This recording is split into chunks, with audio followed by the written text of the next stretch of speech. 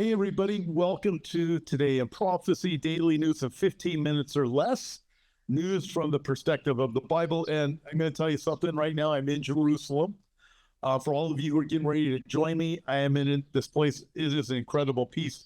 It's a reminder of Psalm 121 that the Lord, behold, is the one who keeps Jerusalem. He never slumbers or sleeps.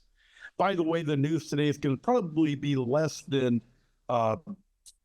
15 minutes, but we're going to go through some things.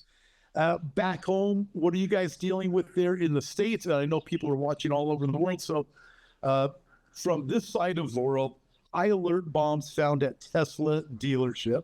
FBI launches Tesla threats task force. This is domestic terrorism. Some of you might be saying it's not terrorism. Yes, it is. This is just crazy. I've been watching this stuff. This is just unbelievable, these things that are taking place. But nevertheless, I want to get through that. Everything is racing towards the time of the coming tribulation period. I have lots of different thoughts. I have thoughts on Elon Musk. I have thoughts on Trump. I have thoughts on these people on the left. I have thoughts on what's going on here in Israel. I have thoughts what's going on in Iran and all of these different things. I'm going to tell you something. We are racing towards the tribulation period. I have a lot of different thoughts on what's going on AI. Amazing as things are moving forward. But there's a couple of things I want to get to here in just a minute. I'm going to get there. Get this, Pentagon still mystified as drone drama deepens. What in the world's going on with the drone drama? Very interesting. Chicago reigns as country's homicide capital for the 13th straight year. Do you ever hear that from anywhere? No, we really don't ever hear that from anywhere. So when you hear is when somebody is killed in Israel, it is on world news, right? One person is killed, 2 people are killed, 5 people are killed. World news. Do you ever hear about what's going on in Chicago, Los Angeles, New York, all of the big cities, even the small city where I live in? You have so much violence and lawlessness is abounding, but you never hear any of those things. I'm telling you, that's because there's a spiritual dynamic of all of the different things that are taking place. UN employee treated in Israel found with Waffen SS and Nazi tattoos. Treated here in Israel, here in the Holy Land. You start looking at this and you realize on October 7th, some of the people who their homes were broken into, taken hostage, killed, slaughtered, the abuses that took place, some of those Hamas terrorists were treated medically for free by Israelis who took care of them, made sure they got the medical treatment they needed, hospitals, doctor visits, and all that. And the payback was, let's kill them.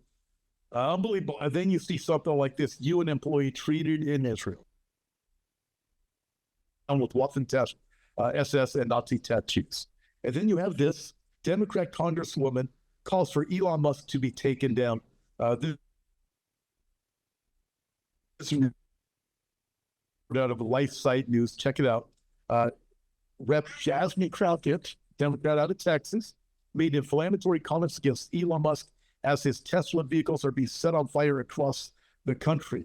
Democrat Congresswoman Jasmine Crockett recently called for Elon Musk, who leads a new Department of Government Efficiency, to be taken down. Here's a quote. I am truly here for very selfish reasons. Starting with March 29, it's my birthday. And all I want to see happen on my birthday is for Elon Musk to be taken down. I let these words sink in. If you are a conservative and you were to say anything like that, just about anybody, you'd be arrested, terrorist threat. You look at this, you throw that out there, that becomes a calling cry for people to jump up who already hate him. I'm going to be the one to be the hero to take down this person or whatever it may be. Unbelievable as we look at this. Crockett's comments were made in support of the Tesla takedown movement, a self-described peaceful protest. I mean, the lies of these things are absolutely off the charts, absolutely unbelievable. Peaceful protests, are they really peaceful protests? No, but we do know lawlessness is going to abound, just as Jesus said. The love of many will grow cold, just as Jesus said. We have wars and rumors of wars. And you see something like this supported by parts of the U.S. government, supported by parts of the radical leftists. Is what Islam does. This is these are we're working towards peace with Israel. How do you achieve peace?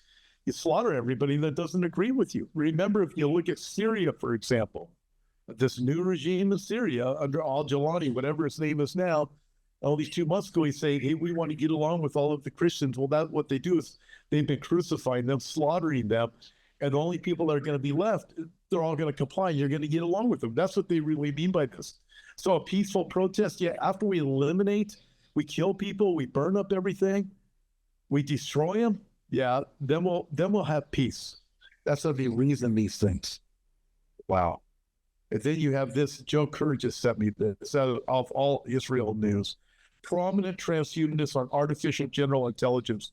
We must stop everything. We are not ready. Warning came during a panel titled How to Make AGI Not Kill Everyone. Okay.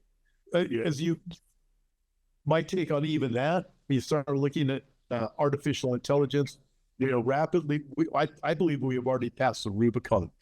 It's not going to be stopped. It can't be stopped. All it takes is one person that's mad and thinks, I want to rule the world. They're going to go along with this, that has the technical ability, the knowledge, and the know-how to say, I'm going to rule the world. They hate everyone. They hate everything, and they hate you, whatever it is, right? And we start thinking of an Antichrist type of figure or the 10 kings. Friends, we have passed the Rubicon. This isn't going to be stopped. We're not going to be able to put in all the checks and balances. We do know that ultimately somebody's going to be at the top that's going to be in charge of this thing and be able to control it. But friends, we have passed that point. You aren't going to be able to blow the whistle and say, wait, let's stop everything. It is not going to happen. The heart of man is deceitful and wicked. Who can know it? So, and people automatically think, because of pride, I will be the king of the world. Isaiah chapter 14, that's what Lucifer himself said. I will be like the Most High. I will be like God. That has infected all of humanity. And we do know that we are racing towards having a king of the world that will be empowered by Satan, will be Antichrist himself, and the world powers along with him to achieve that, because they're building their Tower of Babel. Seems most people in the world don't want a God to rule over them, so they're going to make a God in their own image. By the way, this kind of makes it shows the hypocrisy of atheism. Atheists say, I don't want a God to rule over me, but atheists will come to the place of worshiping a God made in the image of man and an Antichrist. But nevertheless, you look at all of that, and here I am standing in Israel, and I want to wrap up here because the Bible teaches Jerusalem is the capital of God's eye. Zion, I'm here on the hill of Zion. I'm on the western side of the hill. I'm inside the old.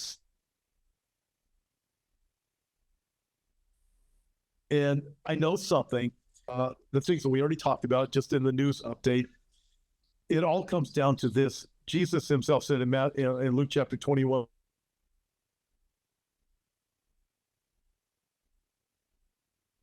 when you see all of these things begin to take place, look up and lift near all of the things that are going on in the context of Israel being a nation again. And as you watch out there, you go towards the area of Gaza, which would be that way. You go towards the area of the north where Damascus is. We know there's prophecies that are going to be fulfilled. Zephaniah chapter 2 is going to eventually be fulfilled in Gaza. Isaiah chapter 17 is eventually going to be fulfilled regarding Damascus. Ezekiel 38 verse 39, that's eventually going to be chapter 38, 39. That's going to eventually be fulfilled. I believe everything is racing that way. I believe Israel is going to a place of peace and safety. It'll be a time of great deception. But friends, I am sitting here right now realizing, just as David wrote in Psalm 21, he said, behold, the Lord never slumbers or sleeps. He is the one who keeps Israel. Israel is never going to go away. And as Amos the prophet wrote, once they're gathered back to the land again, they will never be uprooted. Isaiah chapter 11, the Bible talks about Israel being gathered back together a second time. By the way, some of the prophecies regarding Gaza area out that way are after in Isaiah chapter 11, after Israel's gathered back a second time.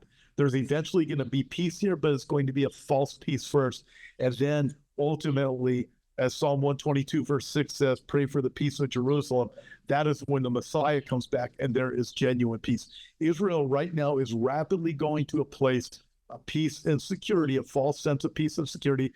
Damascus will be eliminated. Ezekiel chapter 38, 39 war is going to come. Something's going to happen with Gaza. I believe they're going to end up with some kind of peace. But ultimately, there will be a false peace right over that way, just not many yards from here, but a few hundred yards from where I'm standing, maybe 500 yards from where I'm standing, is a Temple Mount. There's going to be a temple that's going to be built over there. Listen, I have a lot of updates I'm going to do for you guys over the next couple of weeks, and I'll be bringing these things from Jerusalem to you.